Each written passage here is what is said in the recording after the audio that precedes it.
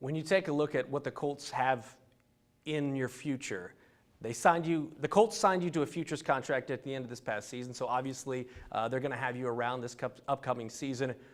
What are your plans for your career in the future, not only for this upcoming season, but for down the road as well?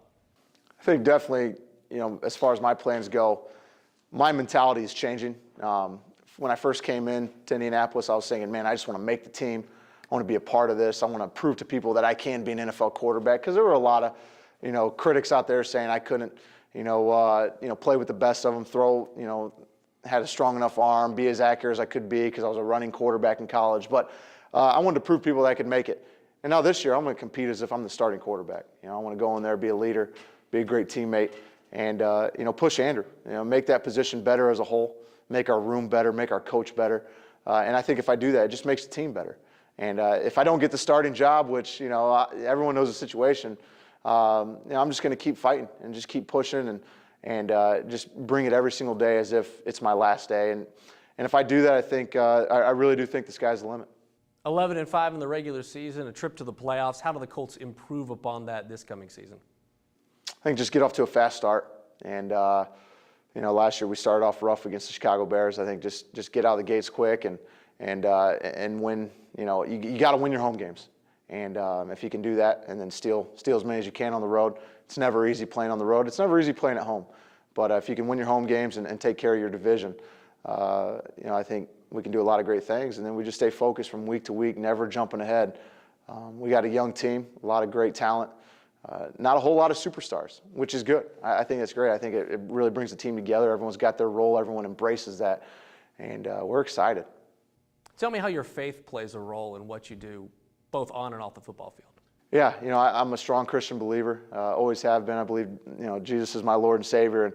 And I think there's been a lot of instances in my life from dating back to high school through college, now into the NFL, where God has worked in mysterious ways, if you will. There's been obstacles. I got in trouble in high school, was suspended, got suspended from basketball for a while. And I remember that was a real tough moment, kind of making me stop and think and push me back in the right direction. And then in college, had a serious knee injury and had to go through some things there, and unfortunately was not able to start going into my junior year.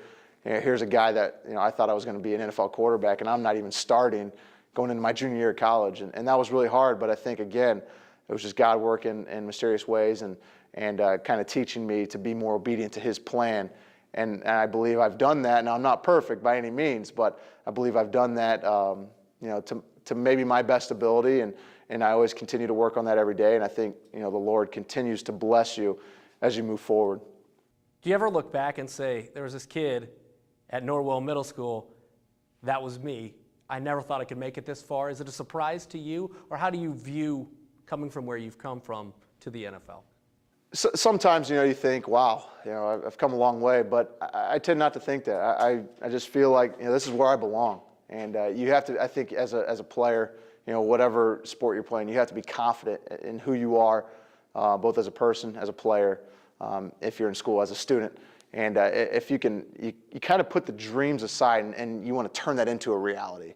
And, there's going to be a time, later in the future when I'm done playing football, I'll be pretty proud of what I've done. But right now, in my eyes, there's no time to smell the roses. You're always working to get to where you want to go. And for me, it's to be a starting quarterback in the NFL and then eventually, win a conference, win a conference championship, win a Super Bowl. And that's where I want to go. So right now is no time for me to smell the roses, but I'm definitely proud of where I've come from. I give a lot of credit to a lot of great coaches along the way, dating all the way back to my Pee Wee days with my dad. And I've had a lot of great teammates along the way, too. I haven't done it all by myself. Being picked as the last pick in the draft, you get the title Mr. Irrelevant. Do you feel like you've shown you are relevant at this point in your career? I think there's still a lot of, proving that I have to do. I think the jury's still out. And that's fun to me. That provides some extra motivation.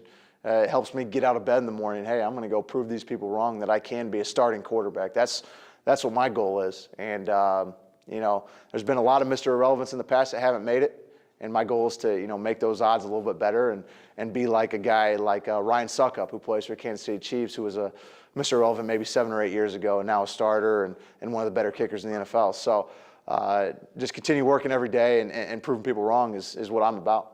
Big summer, working on your masters, but also the sweet corn stand as well. Yeah, the sweet corn thing is a business that we've been doing a long time. You know, it's something that's kind of a Harnish trait that we started when we were young kids, I believe, and it's just, I think it's a good way for us kids to learn how to deal with people and deal with money and business and interacting and negotiation. I think it's something my dad really wanted to instill in us, some good core values: saving for college, saving for a car someday, or maybe when you want to buy a home. And it really instilled some great values in us and characteristics that we can take with us. And it's fun now just to go back and connect with the community and sell some sweet corn at the same time. And I would imagine I'm one of few NFL players, if not the only one, that sells sweet corn in the off season. Yeah, what was it like when you got drafted and you started selling sweet corn still at the stand here down in Wells County? What was that experience like? It was nothing different for me. It's what I know. It's what I've been doing for a long time. Come the end of July, we're picking and we're selling sweet corn out down there in Bluffton downtown. And I think a lot of people were surprised. I think a lot of people thought it was my little brother when they first came up to the stand, and then they realized it was me. And now people think I'm someone different, but really I'm the same guy. I put my pants on the same way as anyone else does in the morning, and just a normal guy trying to do an extraordinary thing. But I think it's important to give back to your community and just connect with them and remember your roots. How tough is this lifestyle? How tough is it for you day in and day out to battle for your job? I think this lifestyle is it's definitely not easy, but at the same time it's fun, it's spontaneous, you're getting evaluated every day, whether you're in the meeting room, the cafeteria, the weight room, on the field. So it keeps you at your best all the time. And I think that's a great accountability factor to keep you pushing forward, to continue to improve. And I love it. And I realize, the NFL, some people say it stands for not for long. So you want to do as much as you can, as quickly as you can. And you got to understand that your career is probably not going to be any more than 5 to 10 years if you're very lucky. But in a lot of cases, it's very short, 2 to 3 years. So you're just trying to soak it all up as you can, as you go, and work as hard as you can. And hopefully good things happen. All right. Is there any sense of fear with that knowing that if you mess up or something, you're done, or just at any moment your career can end? I don't know if it's necessarily fear. I think it'd be a lot different if I was a married man with family and a home.